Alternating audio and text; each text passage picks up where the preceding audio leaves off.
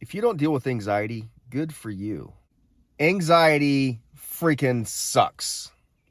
I absolutely hate anxiety. When I did not have anxiety in my youth, I didn't know what it felt like. I didn't know what everybody was whining about. I didn't understand it, but now I do. And so, full disclosure, yes, I do deal with anxiety, and I absolutely hate it.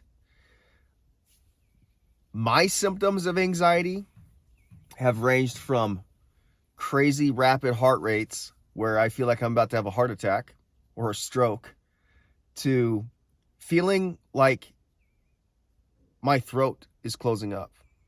And those times in particular where I feel like I'm about to not be able to breathe have been some of the most difficult times in my life. So if you're watching this and you have anxiety, I sympathize with you. I get it. I know what it's like to go to bed at night and wonder if I'll be alive in the morning.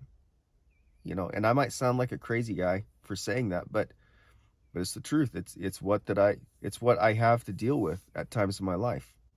Quick interesting story. When I was a police officer, my anxiety was at record levels, and I was very active against gang members and drug dealers and all those nefarious types out there. And so, when you're dealing with that type of people in the population, it will induce more anxiety inherently because you're dealing with dangerous situations on a daily basis, if not an hourly basis, which I was. And I started experiencing basically situations where I'd be doing a traffic stop and, trying to apprehend a criminal. And before I could even get up to their car after I pulled them over, my heart rate was going so rapidly. I felt like I was going to have a heart attack. And there was a few times that I thought about getting on my radio and calling an ambulance for myself.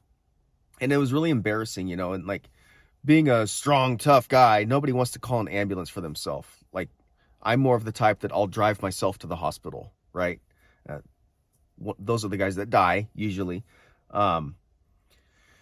Regardless, anxiety sucks, and I absolutely hate it. But I've learned to deal with it in a way that is not going to be prescribed by your doctor. So what I do is I choose to trust in the Lord.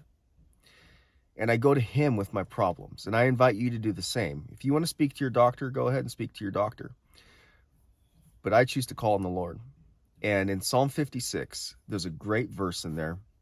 And King David, when he's laying out his anxieties before the Lord about people that are really trying to kill him, he says this beautiful line.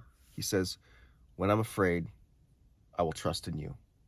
And I invite you to read Psalm 56 and make that verse a prayer in your life on a daily basis to beat back your anxieties.